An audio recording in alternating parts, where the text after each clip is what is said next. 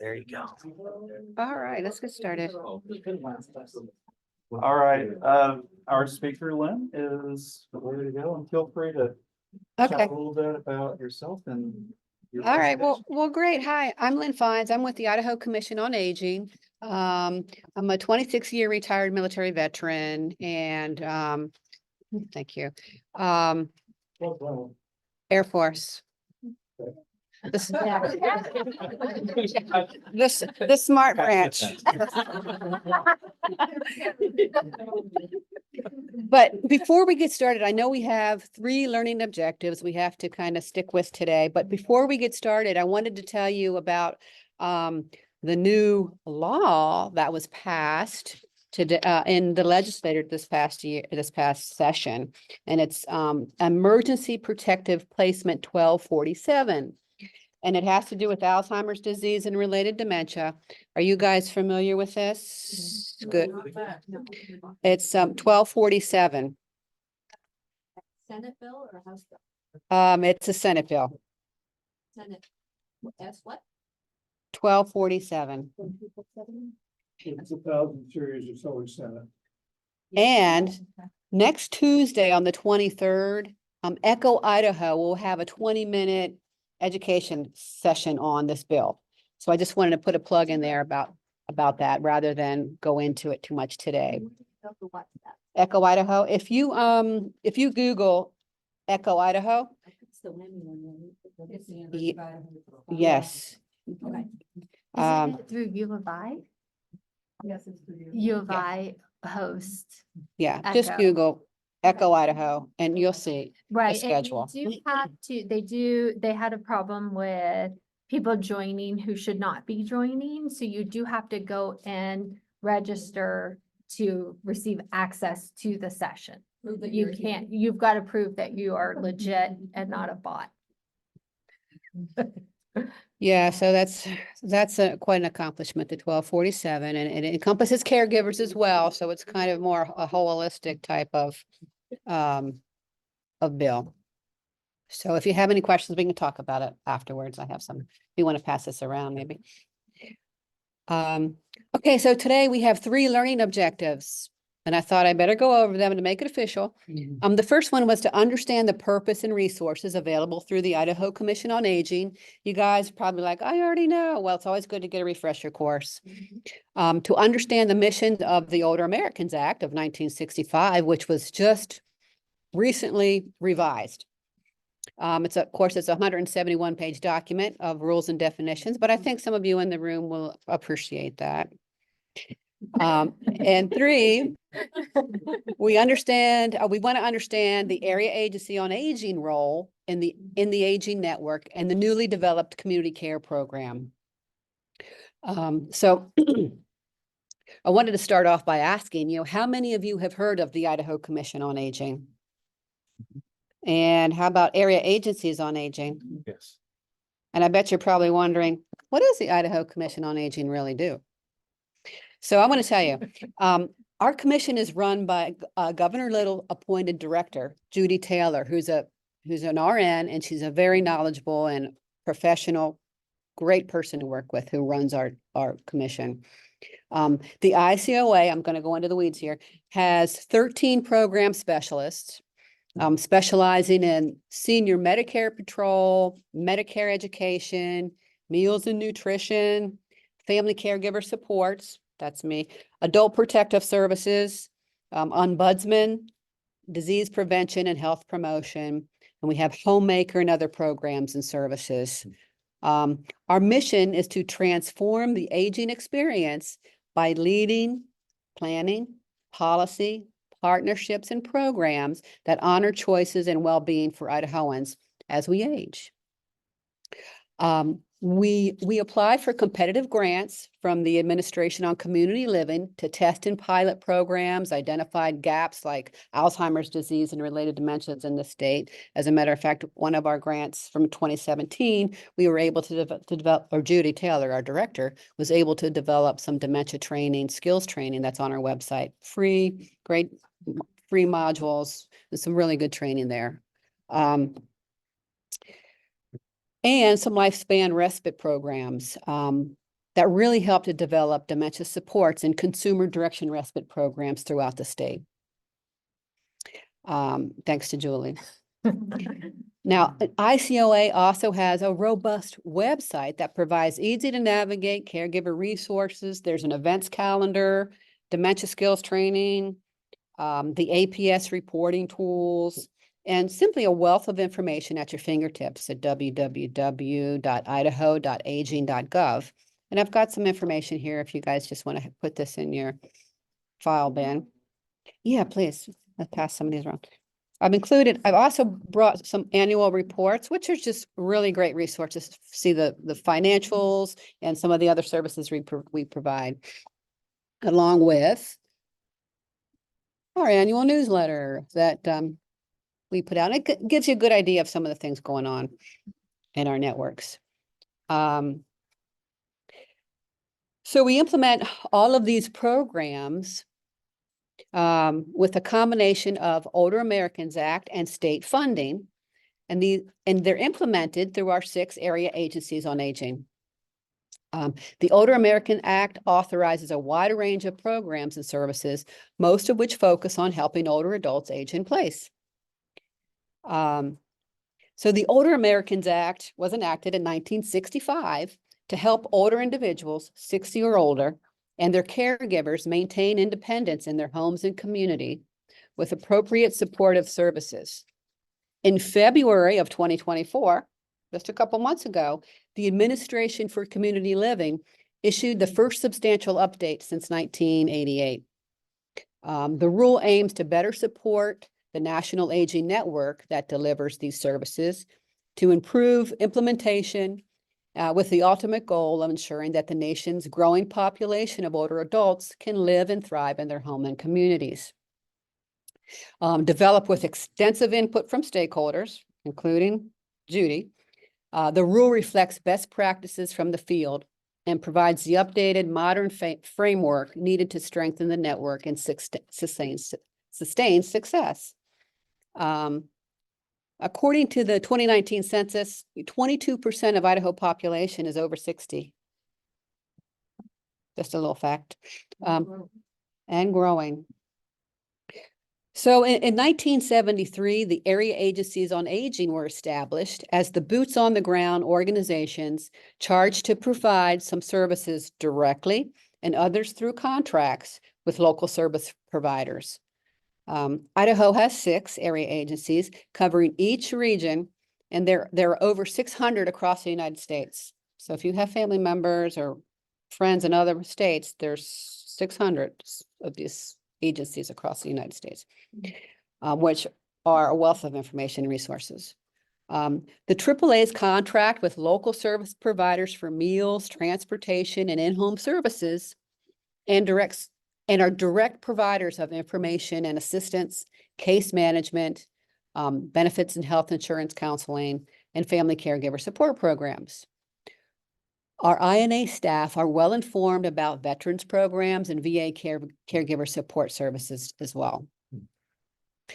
A foundational role of our AAAs is to create local information and resources to help consumers find aging and other home and community-based services. AAAs help clients match services and solutions to their individual needs, enabling consumers to age in place with increased health and safety and independence. Further, area agencies offer kinship care guidance and support in our newly developed community care program.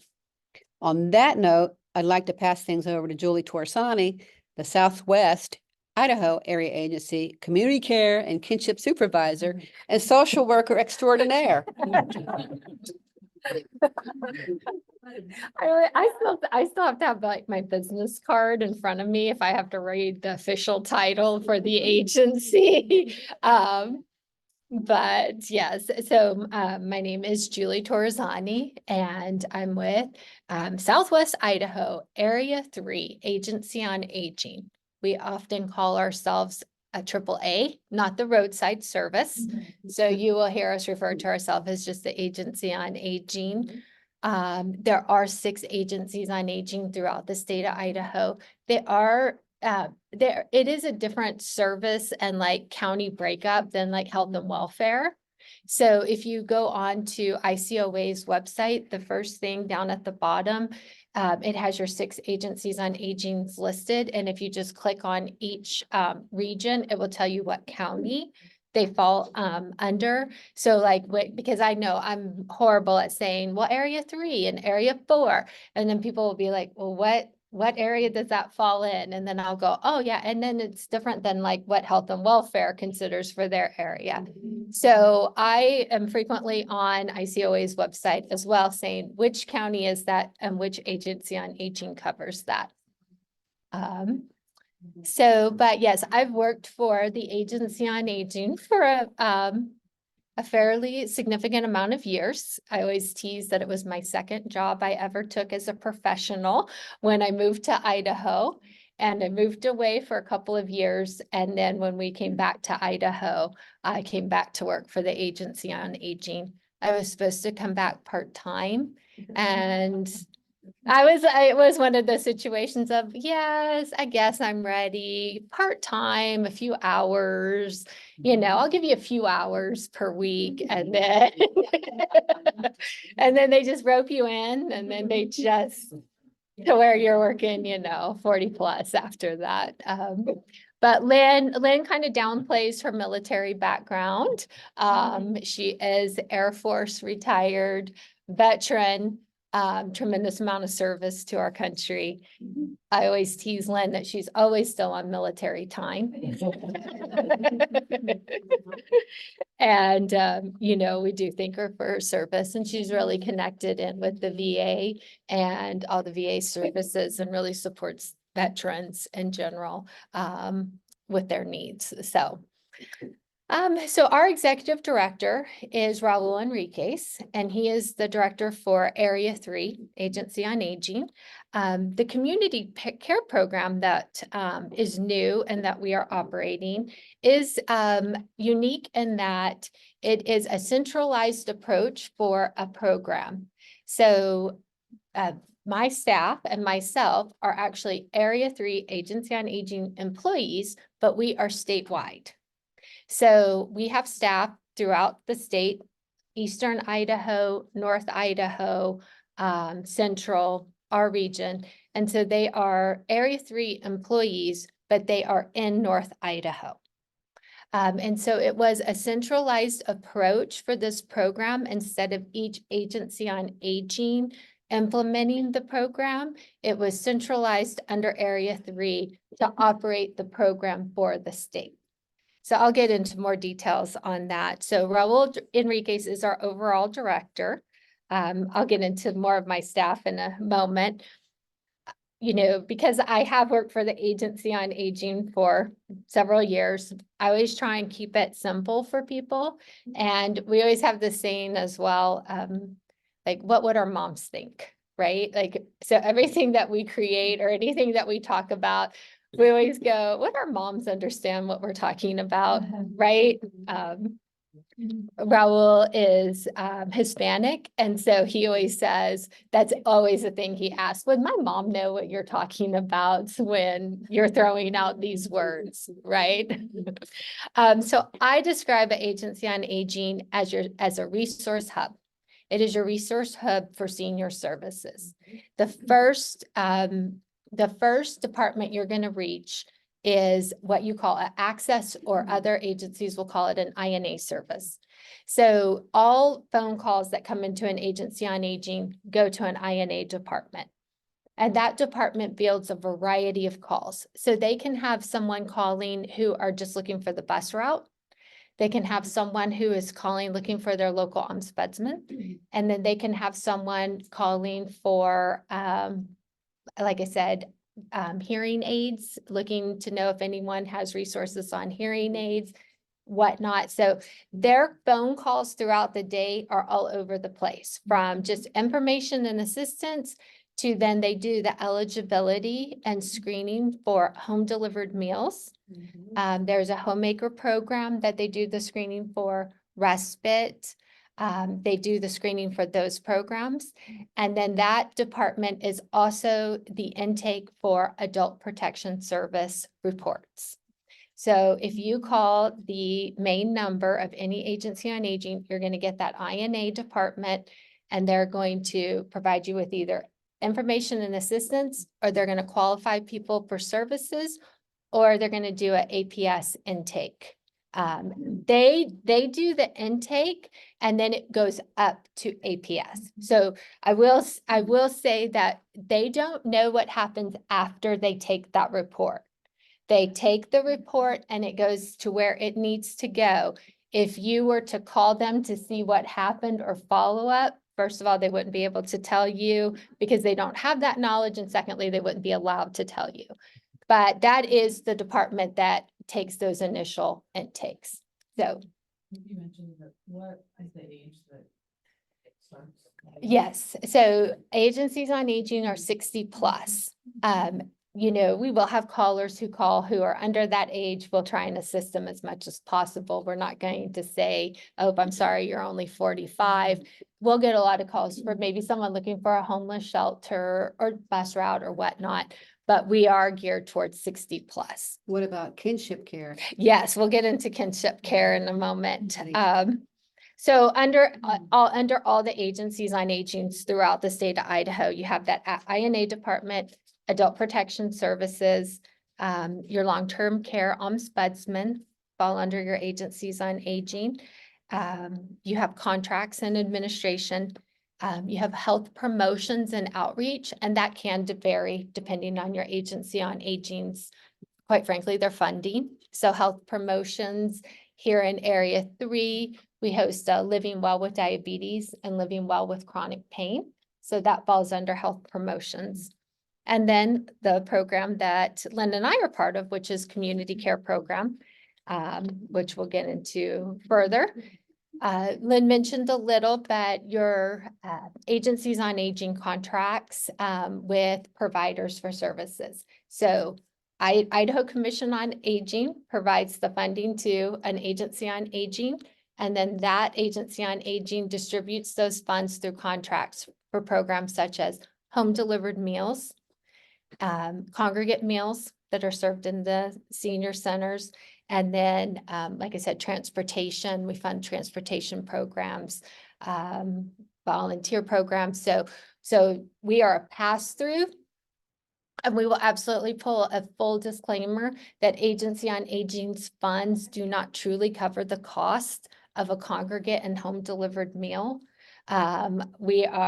Those centers often have to seek private donations and fundraisers and whatnot.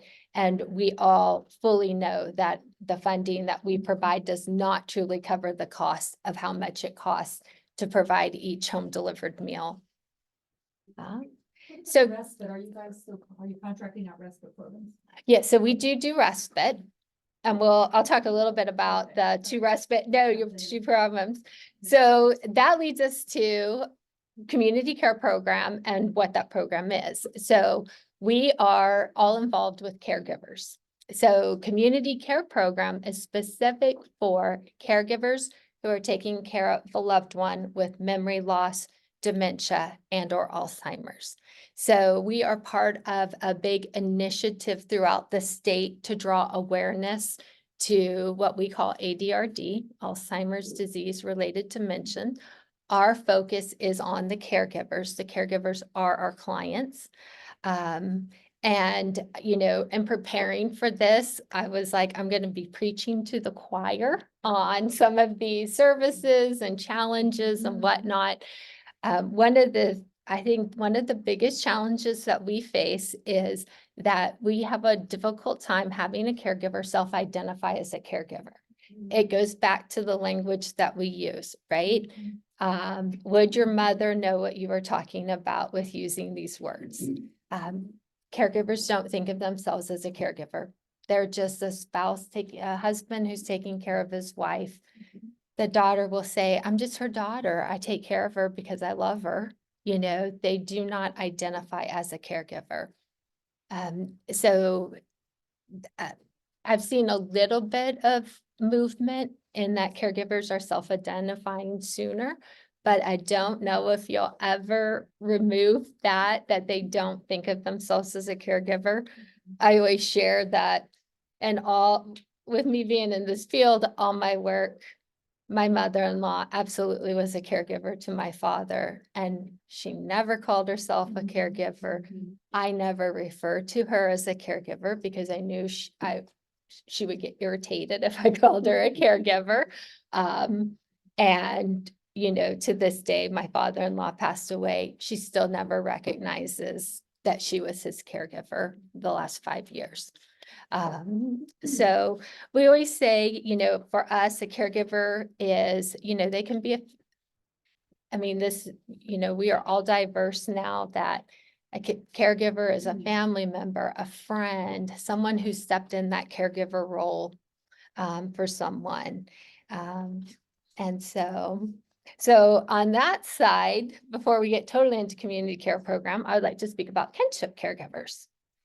So for you that might not know the word kinship, for us, kinship caregivers are grandparents and or relatives who are raising kinship children.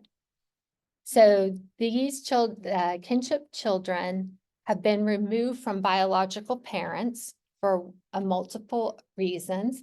Primarily, number one reason is usually the biological parents are drug addicted and have been removed from the home. And these grandparents are now having to raise them. 15, 18 years ago, when I was doing home visits, I never ran into a kinship caregiver. That was not on the list of referrals I was making. It was traditional senior services. Now they walk into our office because they are now having to raise their kinship their grandchild. So most of my minor guardianships. yes, and guardianships are a huge issue for us in that realm of kinship. So we, here in Area 3, we have a kinship program. I'm the supervisor for it. And we have 2, what we call kinship resource coordinators. And our particular focus is on providing them with peer support and helping them navigate and act as a case manager for their kinship roles. Kinship caregivers, their number one, what they cite as their number one need is peer support, because they're coming with a tremendous amount of guilt, anger, worry, because of the way because of the biological children. We hear a lot of, well, obviously I screwed up my child, and now I have to come and raise this grandchild, and I'm going to screw them up just like I screwed up my child. Okay. So they come with a tremendous amount of just guilt. The other thing I will say about that group, and I listened to a speaker, and I really felt like he presented it in a way that I truly got what a kinship caregiver goes through. When you're in foster care or your CPS has intervened, removed a child, and the child is in foster placement, there's like a social worker between, right? They're that barrier. They don't get to, the biological parents just don't get to go to the foster family. They have this barrier between them. In kinship, it is informal. And majority of the time, CPS has asked the kinship caregiver to take the child as informal, and they don't provide that buffer. So not only is the kinship caregiver, they're dealing with now raising their grandchild, that biological parent is like full access to them as a caregiver. They don't have that barrier. And so that is challenging, for them. Do you see right now? How many do you have that fit this unique category? Yes. Caregiver? And so on a newsletter mailing list, we have 143 families that's on a newsletter mailing list. As an agency on aging, we can actually truly only provide service if they are 55 or older. So under the Older Americans Act, the age is 55 or older. So those who attend our support groups and those who we actively case manage are usually 55 and older. And then if they're under that age, they're on that newsletter mailing. So it could be anyone. And on that newsletter, we're updating them with like, here's a free basketball clinic. Here's a free fly fishing tournament that's going on that that's available to anyone. So we're pushing out that information and resources because it's community events that they can access. For us as an agency, right now we have 4 what we call peer support groups going on. And so we have one in Boise, one in Mountain Home, because Mountain Home actually has a high population of kinship caregivers. And then we host one virtually.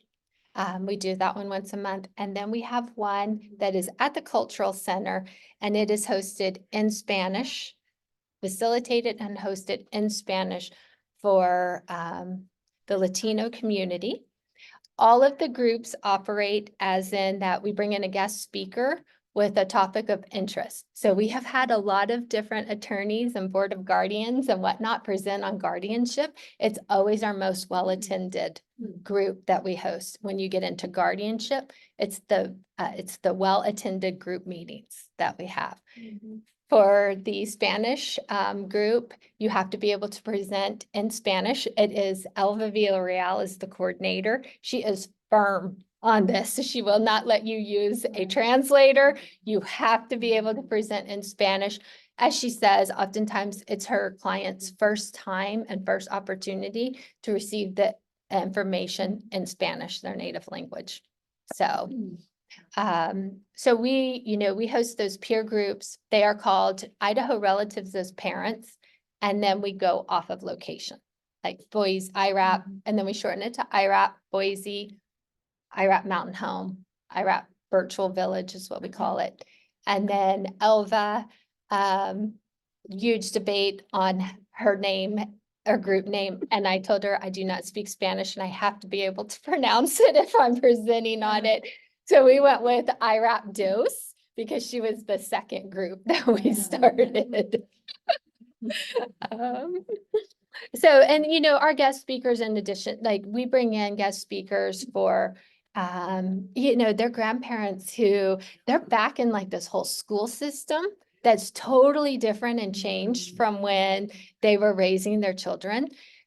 So we've had a lot on internet safety, vaping, right? And then we've had a police officer come in and talk about the recent drugs. Like and then if your grandchildren are doing this is what you should be looking for. Because they're just, they're like, we don't know this stuff anymore. We've been out of it. Things have changed. Yeah. Yeah. And I think in relation to that, it is why the Agency on Aging became involved and why we saw this need was because we did see this growing population, part of the opioid crisis that was occurring. We saw that it was affecting their income, right? Because they're supposed to be retired and now they're raising these children. When I do our stats, I'll tell Lynn, I'm like, like the kinship caregivers, if I look at like 30 of them, 25 caregivers are in poverty. I was like, it's absolutely raising the kinship children has not put them in poverty. So that is why we as an agency became involved, because we saw that it was affecting our seniors with the fact that they were starting over and raising grandchildren. So, we do a lot of work with the kinship program and then with community care program. It just a lot of peer support and giving them that emotional support that they need, giving them that education on it's okay to take a break as a caregiver. It's okay to feel overwhelmed. It's okay to be angry and upset at your situation. So we do a lot at, that is a good chunk of our time is spent working with them on some of those feelings that they're having involving caregiving. So, Need help with respite care. yes. So that leads me to us as an overall program. So community care program just came about. What year did we launch it, Lynn? If August of 22. 22. Okay. So it feels like it's been like 5 years. So we do, what we say is we have community care program, and for the care, we've broken it out. Judy Taylor, the ICOA director, came up with this. So care, and then the C stands for case management. And then the A stands for advocacy. And then R is for respite and E is for education. So under community care program, and it's under the kinship program, I actually can't call it this, but it's case management. And then I go to this, my mother still doesn't know what I do for a living really. And she doesn't still know what I mean when I say I'm a case manager. She still doesn't understand what that means. So I always just say, case management, what we're doing under community care program is we provide information, support, and education to caregivers. We case manage them with consumer direct options, which is respite, and we'll talk a little bit more about that. We do a tremendous amount of outreach to the public to inform them of this program and then make them aware not only of caregiver needs, but dementia and related disorders. Our goal and focus is our underserved, rural, and those at greatest needs population. So I will absolutely be honest with you in that we are here in Area 3, which has your two largest counties, Ada and Canyon County. And they can overwhelm you as an agency for programs, services, staff time. So we, as an agency here in 3, we cover 10 counties. So we're all the way out to McCall. So we really, under community care program, try and focus on our rural areas to provide them with services. Throughout this community care program is throughout the state, and our goal and mission is regardless of where you live in Idaho, you're all receiving the same services. But when crunch time comes down to it, our priority is always rural, low income, those in greatest need, those at greatest risk for institutional placement are always your criteria. I can just tell you here in Ada County, home delivered meals has been challenging. There's been wait lists. And so when wait lists start to happen, then you start looking at your priorities, which are those rural, low income. Under what I say for advocacy is, we're a group of advocates. We advocate not only for caregiver services and to inform the public of caregivers, but we also work with our caregivers to advocate for themselves, right? To advocate for themselves as caregivers, to advocate for their loved ones, that they have a right to be treated with dignity and respect, that they have a right to say in what their medical plan is. I think oftentimes our caregivers feel they don't have a voice in decisions that are being made. So respite care. So under the lifespan respite grant that Idaho Commission on Aging was operating, we were given the opportunity to try consumer direct respite. So agencies on agings, you typically, and I'm going to speak primarily on 3 because I don't know the total details of the other agencies on aging. But here in Area 3, you had what you called contracted respite. So as an agency, we would set up contracts with home care agencies, and we would authorize so many hours per month for respite care. And, it's limited, obviously, we were at 12 hours per month is what we could authorize to an agency for respite services. I always just educated families, like we're paying for 12 hours and that's a contracted rate. If you're hiring that respite company at that home care agency on the side, just double check how much they're going to charge you because we have a contracted rate. And if you are going private pay, they might charge you more than what, the rate we're receiving. Those programs have operated for years. The challenge just became primarily in our rural areas where you did not have home care agencies or it was limited, or a lot would come in and then go out of business. At times, we weren't even offering any respite services in the rural areas. So we did create consumer direct respite under lifespan respite to give it a try. Consumer direct respite allows the caregiver to hire the respite provider of their choice. So if you're allocated out a budget amount, typically it's $600 for 6 months. It is, I always say, I know it's not a lot of money. It's one tool in your toolbox. It's $600 for 6 months. We call it a voucher system and we call it a reimbursement system. So the caregiver chooses and selects their respite provider. And then usually they're upfronting those funds. They're paying their respite provider at the end of the day. We have an expense sheet that then they submit to us and then we reimburse that cost.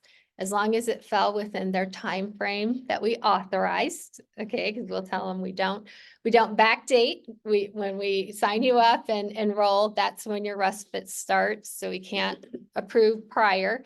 And the budget's what the budget is. If you go over, you would be responsible for that payment. It's been a success in that, these caregivers are very savvy and they absolutely negotiate some great rates. It works well, especially if they're going, maybe, I had this caregiver, he was great. He lived out in New Plymouth. He wanted to go see his grandson in Oregon. So he would negotiate with he always called her a lady in town, and he would hire her for 4 days, 24 hours to stay with his wife. And he would use his whole $600, but he got to go to Oregon to see his grandson. So, in those cases, that's where he was working out a great rates and, using his time that way. I've seen other caregivers, they'll use, like I had one little caregiver, she used like $100 a month to spend out. So it's always, there is work for the caregiver because they have that expense sheet that they have to submit to us to be reimbursed. Once again, when we started consumer direction, I was worried about could they do this? Could they manage this paperwork? They are very sharp and they truly manage it. On those that we don't feel like it's a good fit, if we discuss the program with them and we're like, no, this is, they feel they can't manage it and we also feel they can't manage it, then we will say, okay, yeah, we're really going to have to try and push you over to the contracted agency and see what we can do. The contracted agency respite, it is still in place. It's the whole issues that we're having throughout the state. It's a workforce issue. Oftentimes the providers just don't have the respite provider. So the program still is in operation. We have leaned the heavier, most people are electing for the consumer direct respite just because it can start right away and they can at least get some relief in there. Yes, sir. So just curious, is the $600 limit, is that purely just fiscal constraints or is that bleeding over into areas of tax reporting and employment law and things like that? All of the above. Okay. Yes, and especially at first and on the kinship children, they became a challenge because at first we were like, well, what do you do if you have more than two? Because we also offered this to our kinship families. It was the first time we were able to offer them any type of respite. You do have to be 55. Okay, that one's a hard rule, 55 to be eligible for respite. I'm like, they have like 5 grandchildren, 4 grandchildren, 3 grandchildren they're taking care of, and we bumped it up to 1,200, but now we've had to go back down, and I'm like 600 is the best we can do. We just 600 every 6 months. Going down to 600 prevented us to going from a wait list. Okay. So with that community care program with the agency, so we partnered with you guys for, I don't know, 10 years or so with that caregiving agency. Mhm. But the reimbursement rate is really, really Oh, low. yes, it is. Medicaid rates, and Mhm. very few providers will take that on, and we've looked to get out of it many times, but we've held on because we think we should be giving some service back to community. But is there any plans to try to increase that? I mean, we lose money for each hour we take on. Yeah, It's unless we hire a almost close to minimum wage or right, 10, 12-hour employee, that's right. we're losing money on it. So, And I'm not like, Raul is the executive director, so but he and I have that conversation all the time, that we know that you guys are taking a hit on it, Medicaid, the reimbursement rate. I mean, we know exactly what's going on with the workforce, minimum wage, you can go to Fred Meyer, and my kid's first job was Fred Meyer, and he started off at $15 an hour. I was like, so, yeah. Yeah, so, as an agency on age, so for here, for 3, yeah, it is, we do look at the Medicaid rate, and then I know a lot of times it comes due when the contracts are coming due, Mhm. and then the executive board also has to approve the rate increase. So I'm not sure where that is right now. I know it's coming up, but I know we're all aware that Yeah. you guys are, we've got plenty of coverage, it's not at that rate. yeah, no, yeah, And by the way, you guys are wonderful to work with. We discontinued Medicaid, not for the rate, but that was number 2 or 3 down the list. Medicaid was not good to work with. Yeah. They're better now today. They've made a lot of improvements. It's been 6 years since we've had it, but you've been great to work with. That's why we maintained it, even though the yeah, rate's not great. You guys administrated was good, Okay. so. thank you. Yeah. I think a lot of times, it can be confusing just for, community care program, the agency, whatnot. Oftentimes we try not to get into eligibility. We're like, just have them call. And then, we will get like slammed on, well, they didn't qualify. Why didn't they qualify, whatnot? And we're like, right, because we found out that maybe there's a paid caregiver, or they were receiving services under the VA, which allowed them to get more services than what we were ever going to be able to authorize. Or we found out that they were on aged and disabled waiver, and our respite services are absolutely for those who have nothing in place. So sometimes, why they don't qualify can come down to details like that. We always say, when in doubt, call. Sometimes it takes us a while to figure out what someone's even on. That's part of case management, community care program. Sometimes I'm like, half of our time is spent just figuring out what they have, who's coming into their home, because they don't even know who's calling them, whatnot. So, yes. Mhm. I just mentioned the age and disabled waiver. Is it, so can the spouse apply for it? If they're the caregiver for the consumer direct respite? Yeah, okay, so the caregiver for consumer direct respite, the caregiver is the client. The caregiver is the one who receives the reimbursement, But and they have to caregiver- hire. But they're caring for Uh, their spouse who spouse. has an age and disabled waiver. Then no, they're not gonna qualify. Yeah, if health and welfare, if Medicaid age and disabled waiver is in place, even if the caregiver's not truly getting respite, it's considered a duplication of our funding. And so yeah.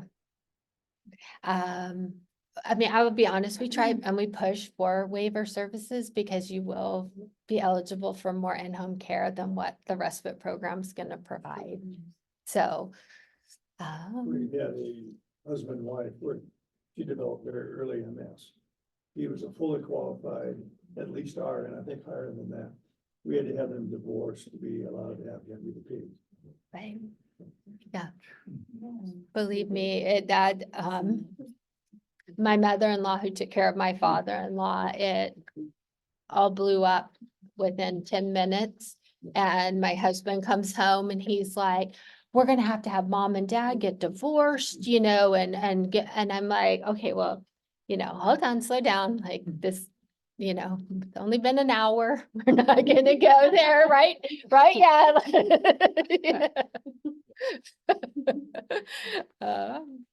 The last thing I wanted to just speak about, and Lynn can add to this because she teaches this, under that care part with the education, we do caregiver education. We host powerful tools for caregivers.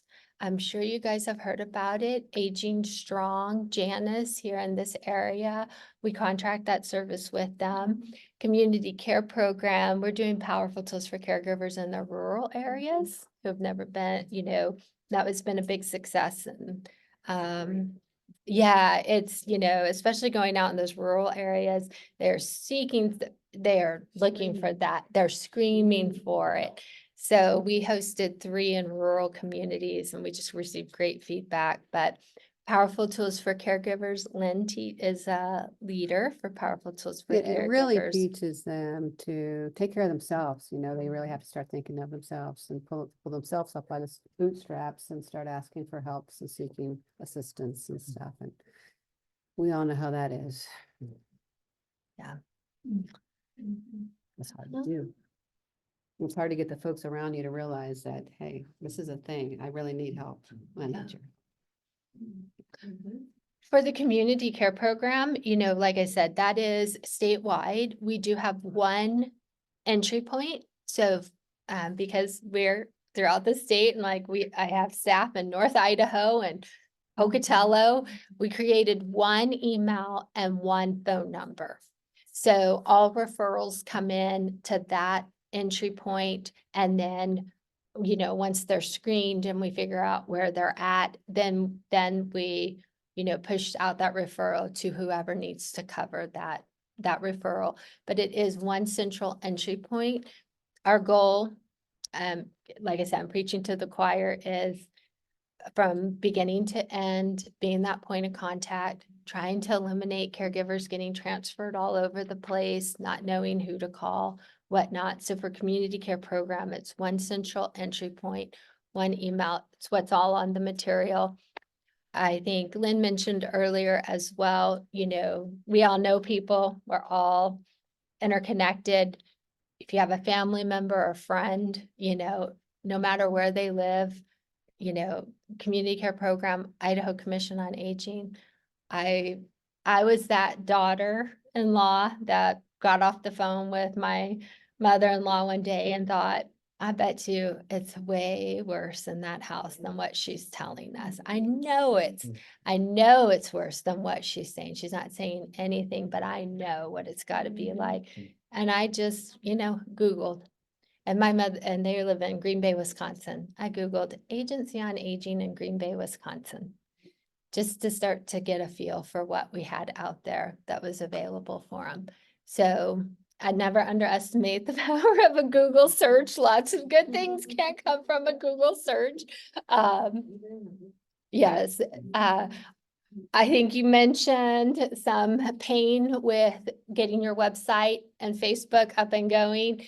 It community care program is in process of fully getting website on active. It's there, but man, it takes a lot to design a website and get your information out there.